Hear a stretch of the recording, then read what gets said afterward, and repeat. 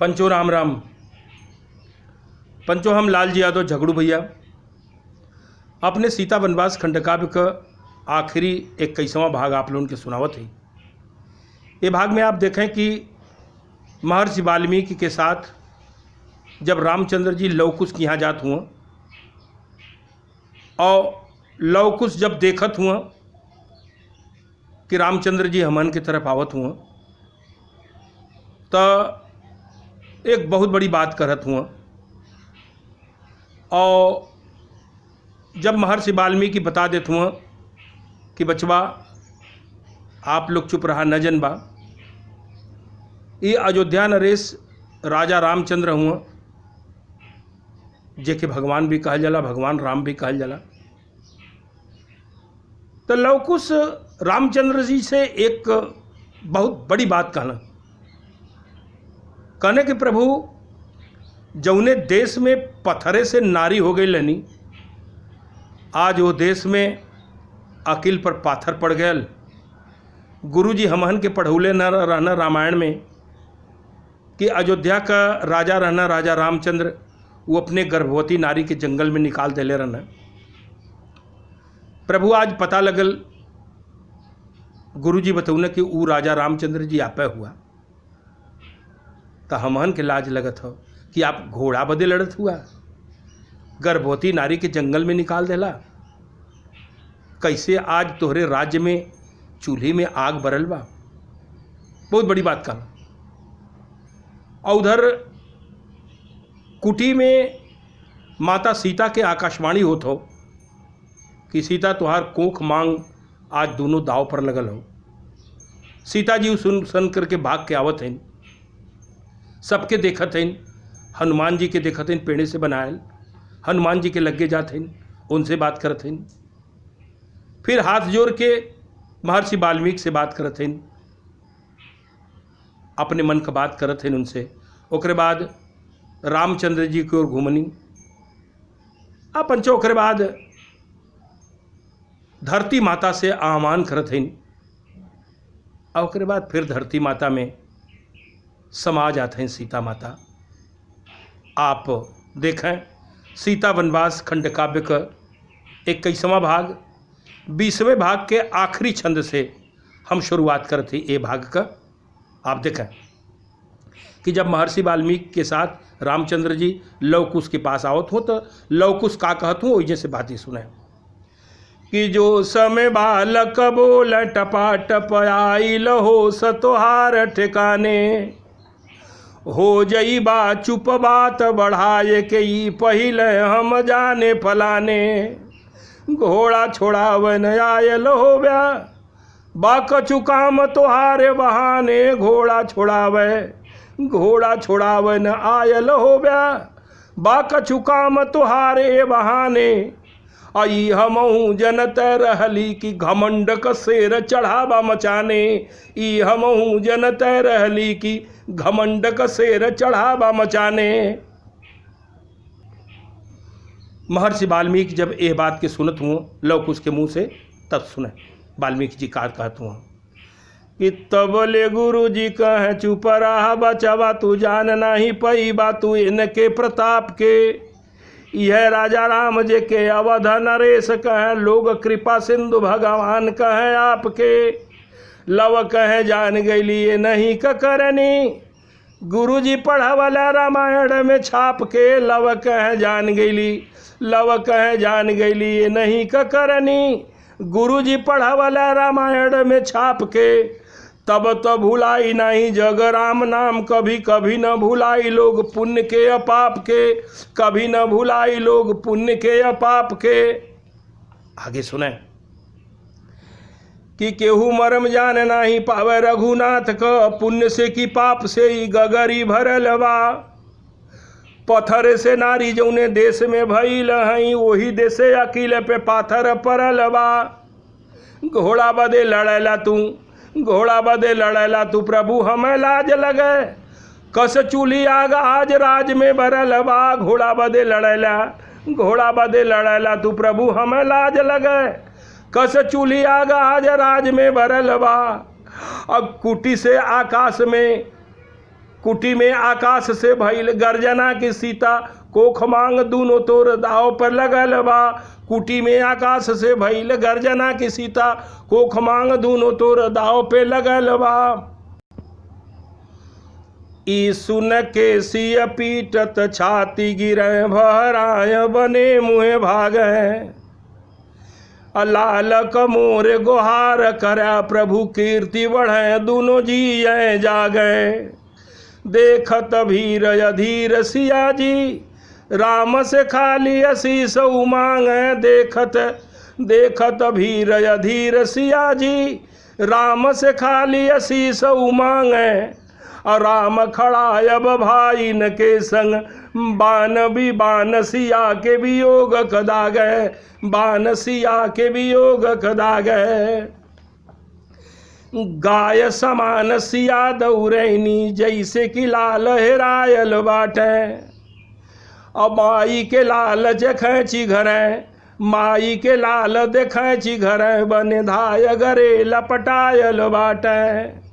ऊँचहू ओर निहार सब बस, देख सब लरुआयल बाटे। ऊँचहू ओर निहार सब बस, देख सब लरुआयल बाटे। अजाय निगाह उहाँ अटकी, जहाँ हनुमान बनायल बाटे। जाय निगाह उहाँ अटकी, जहाँ हनुमान बनायल बाटे। सीता जी फिर हनुमान जी के लगे जाते और देखें बात करते कि बोले कि ई गति कैसे भई, तुरत लगे नियर आइल बाटी। असीस झुकाय कहें बजरंगी, भाई न से अरुझायल बाटी। ए बन्हने में बड़ा सुख माई, बनाए में ना शरमायल बाटी। ए बन्हने में बड़ा सुख माई, बनाए में ना शरमायल बाटी। और राम के भक्ति की डोरी बनैली, भाई न हाथे बनायल बाटी। राम के भक्ति की डोरी बनैली, भाई न हाथे बनायल बाटी। तब सीता जी लव कुश के डांट के कहते हैं कि डांट के सिया कहे लव कुश के, ई हनुमान कमानन बाटे। और गाले चटा चट मार सियाए, न केवल कह तोह भानन बाटे। जितना बलवाए न के अंगुरी, उतना तोरे देही में जानन बाटे। अब बाके तना कर जा मोरे मूड़े, न कर तो के ज्ञानन बाटे। बाके तना कर जा मोरे मूड़े, न कर तो के ज्ञानन बाटे। माई का बात सुने बेटवा कहे, का तो हई हऊ ऊसी माई। असिया कहे बचवाई, सही बा जानला कैसे कजियत बाई। आँख में आंसू कहे लव कुश के, बाबू हमारा बदे तू बताई। आँख में आंसू कहे लव कुश के, बाबू हमारा बदे तू बताई। राम की वो रचताय कहे कि अमानत आपन लै रघुराई। राम की वो रचताय कहे कि अमानत आपन लै रघुराई। फिर सुने कि घूम सिया ऋषि के चरने गिर, रोए कि का संजोग बनौल्या। अहे बपई अब जान के काहे, पुजाय लगाव में नून भरौल्या। ये संजोग से नीक वियोगी, काहे मुहूर्त नाही बचवल्या। ये संजोग से नीक वियोगी, काहे मुहूर्त नाही बचवल्या। और सामने उमनई कैल्या, तू जैसे कलंकिनी नाम धरौल्या। सामने उमनई कैल्या, तू जैसे कलंकिनी नाम धरौल्या। कहे ऋषिनाथ सीता बिटिया विदेह कतु, हे देवी काहे बदे आज अकुलात बाटू। मान अपमान सुख दुख से बहुत दूर, छू नाही पाव शीत घाम का भुलात बाटू।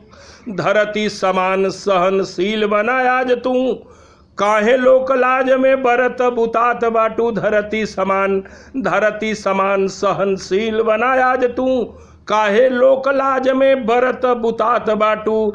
हानि लाभ जीवन मरण जस अपजस, हानि लाभ जीवन मरण जस अपजस।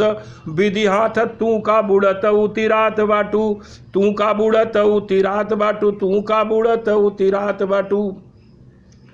रोवत रोवत सीताराम और घूमलिन, धन भाग आज तू भेटाई गैला नाथ जी। ऊपरा के ताका भेंट होई कि न होई, फिर ए लीला लोक का लजाई गैला नाथ जी। हंसी खुशी खेल कुल खेलला जन्म भर, कुफुत का हौ दुबराई गैला नाथ जी। हंसी खुशी खेल कुल खेलला जन्म भर, कुफुत का हौ दुबराई गैला नाथ जी। माफ कराया आखिरी मिलन ई लगत बाटे, काहे के आज भकुआई गैला नाथ जी, काहे तू आज भकुआई गैला नाथ जी। नारी त बेचारी हो नीलाज बीज ढोय मर, हुर मत लोग बेकर नवा लूटत बा। थथिया तोहार पूरी थथिया तोहार पूरी तोहरे हवाले बाटे, यहाँ से हमारे आज नतवा टूटत बा। धरती खिसक गईल गोड़ावा से राम के, मुहावा से एको न बयानवा फुटत बा। धरती खिसक गईल गोड़ावा से राम के, मुहावा से एको न बयानवा फुटत बा। और छाती फाट जात बाटे ललवन के देख देख, बेटावा से माई का गोहानावा छूटत बा, बेटावा से माई का गोहानावा छूटत बा।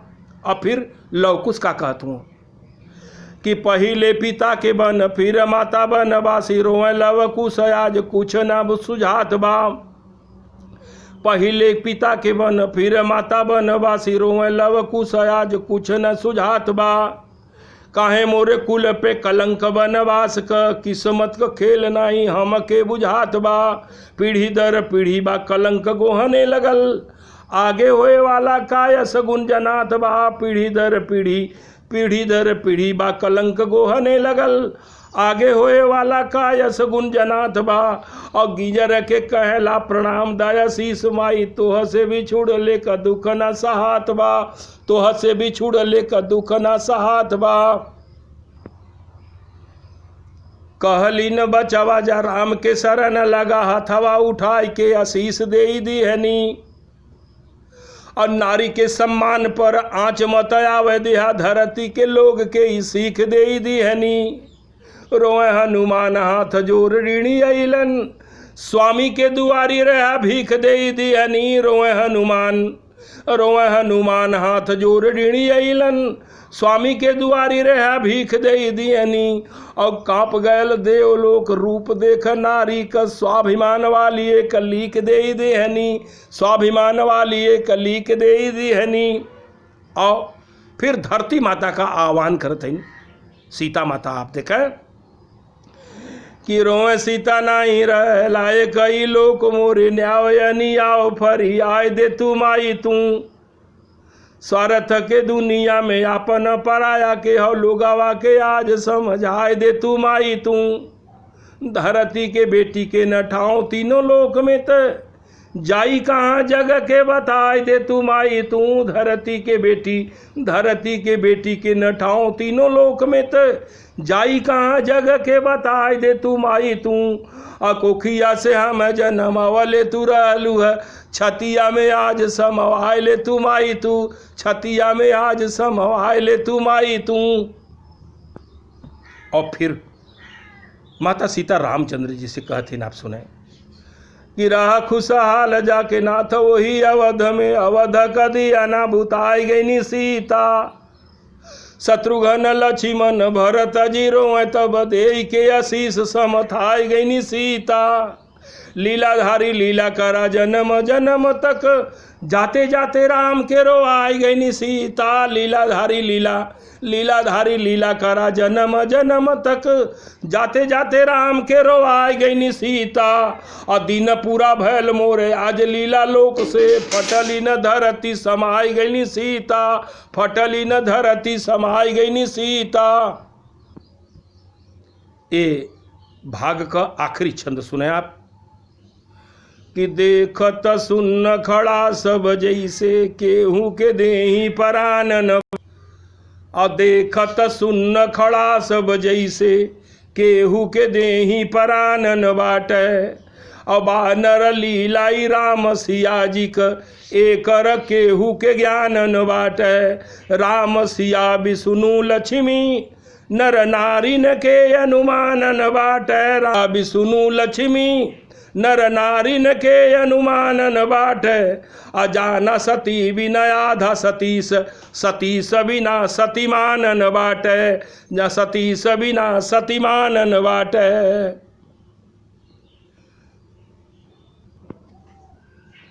पंचो आखिर में नारायण अवतार मर्यादा पुरुषोत्तम भगवान श्री रामचंद्र जी के नारी आदर्श पुंज जगत जननी भगवती माता सीता के कोटि कोटि प्रणाम।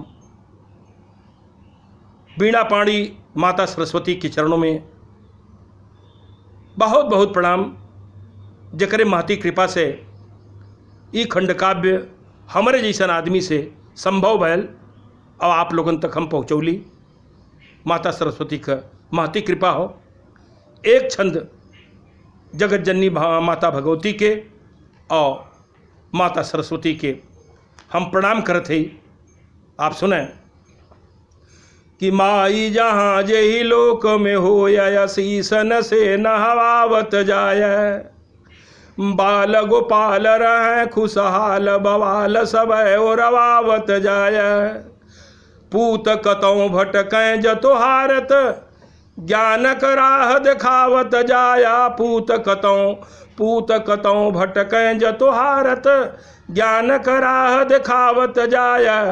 प्यार लुटावत जाया चला जब आगे त पाछ बढ़ावत जाया।